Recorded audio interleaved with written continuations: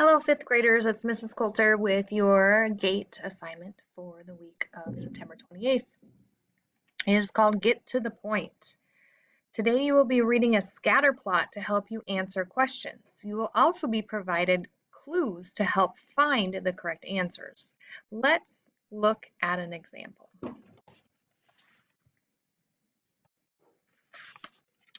I see a scatter plot that has the number of pets across the bottom, right here, and a number of family members across the side. To read the scatter plot and figure out how many pets and family members each person has, I need to find out where the dot is connected to each number.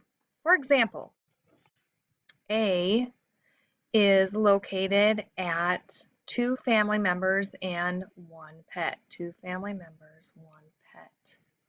Next, I would read the clues to help me solve. Looking at the first 2 clues were not very helpful right away, meaning these clues over here. Josh has more pets than Amy. Amy has more family members than Jessica, and Carl has only 1 pet. So they weren't helpful, but after reading the third clue, which is Carl has only 1 pet, I was able to figure out who was who. Clue number 3 told me that Carl has 1 pet. Using the scatter plot, I am able to figure out that Carl must be A because that is the only choice with 1 pet. Now I need to go back and look at clues 1 and 2 to help me answer each question.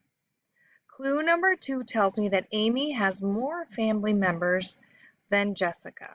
And then clue number 1 tells me that Josh has more pets than Amy. From this information, I'm able to solve for each letter. A is Carl, B is Amy, C is Jessica, and D is Josh. This is what you'll be doing on your assignment, so good luck.